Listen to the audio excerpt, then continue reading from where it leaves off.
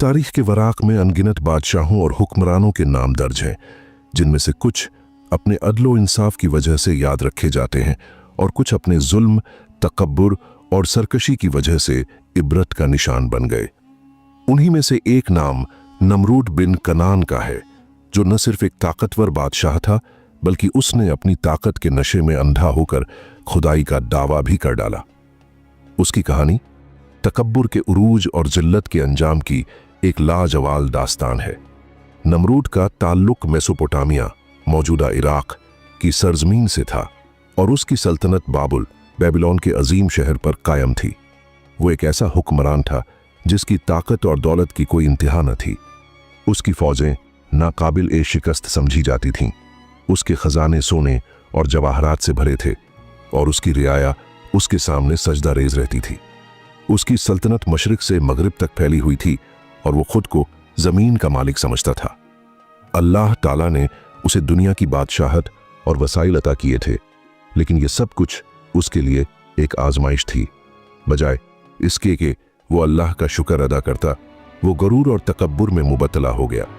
उसका सबसे बड़ा जुर्म अल्लाह ताला की रबूबियत का इनकार और अपनी खुदाई का दावा था। कुरान मजीद में अल्लाह ताला ने उसकी इसी सरकशी का जिक्र हजरत इब्राहीम अलैहिस्सलाम के साथ होने वाले मुखालमे में किया है। अलम तरा इलल्लज़ी हज्ज इब्राहीम फी रब्बिही अन अताहुल्लाहुल मुल्क। क्या आपने उस शख्स नमरूद को नहीं देखा जिसने इब्राहीम अलैहिस्सलाम से उसके रब के बारे में झगड़ा किया, इसलिए कि अल्लाह ने उसे बादशाहत दी थी। यह आयत वाज़ेह करती है कि नमरूद की असल गुमराही उसकी बादशाहत के घमंड से पैदा हुई, जिसने उसे अपने हकीकी खालिक और रब के सामने सरकशी पर उकसाया। नमरूद का घमंड इस हद तक बढ़ गया था कि वह खुलेआम अपनी रियाया के सामने खुद को रब कहता था। उसका दावा था कि कायनात का निजाम उसी के हाथ में है और वही जिंदगी और मौत का मालिक है। अपने उस झूठे दावे को साबित करने के लिए उसने एक मकरूह ड्रामा रचा। एक दिन उसने अपने दरबार में 2 कैदियों को पेश करने का हुक्म दिया। दोनों कैदी सजाए मौत के मुस्तहिक थे।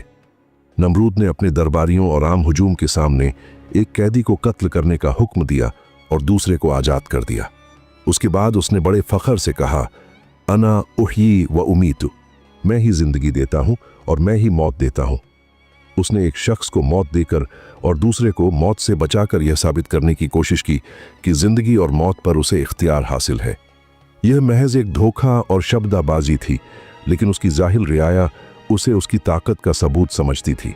इसी मौके पर अल्लाह के नबी हजरत इब्राहीम अलैहिस्सलाम, जो उस वक्त नौजवान थे, उन्होंने नमरूद के इस झूठे दावे को चैलेंज किया।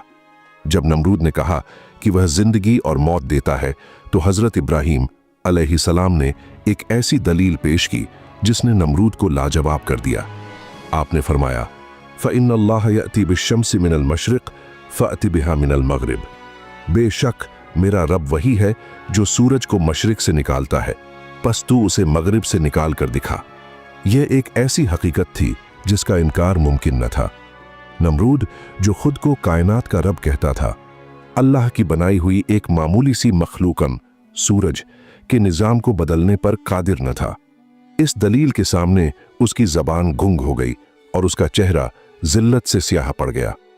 कुरान इस कैफियत को यूं बयान करता है, फ़बुहितल्लज़ी कफ़र वल्लाहु ला यहदिल क़ौमद्ज़ालिमीन। बस वह काफिर नमरूद मबहूत, हैरान व शस्त्र रह गया और अल्लाह जालिम लोगों को हिदायत नहीं देता।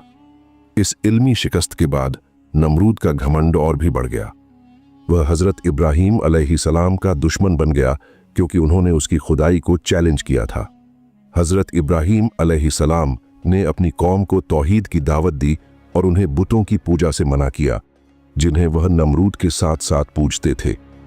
एक दिन जब पूरी कौम मेले में गई हुई थी, हजरत इब्राहीम अलैहिस्सलाम उनके मंदिर में दाखिल हुए और एक कुल्हाड़ी से तमाम छोटे बुतों को तोड़ डाला, मगर सबसे बड़े बुत को छोड़ दिया और कुल्हाड़ी उसके कंधे पर रख दी।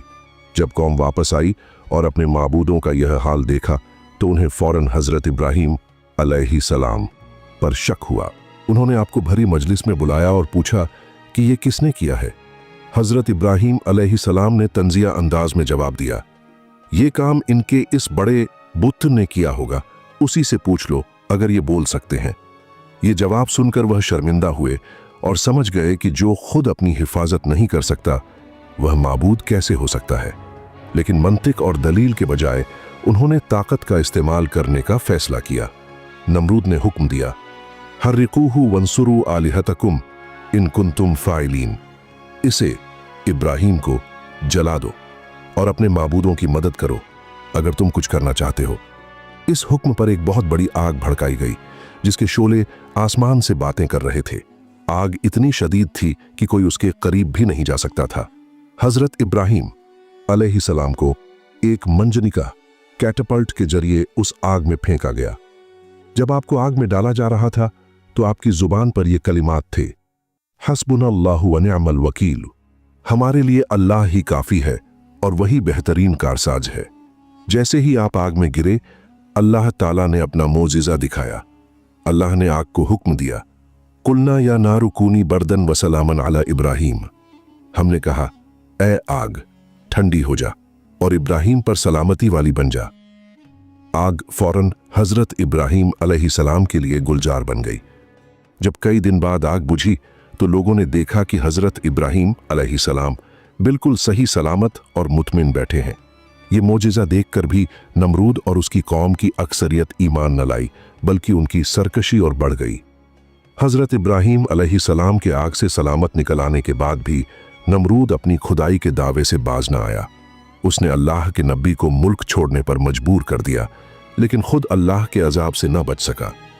मुफस्सिरीन और मुहद्दिसीन बयान करते हैं कि अल्लाह ताला ने इस मुतकब्बिर बादशाह को हलाक करने के लिए अपनी सबसे कमज़ोर मखलूकन का इंतखाब किया। अल्लाह ने एक छोटा सा मच्छर या मक्खी भेजा जो नमरूद की नाक के जरिए उसके दिमाग में दाखिल हो गया।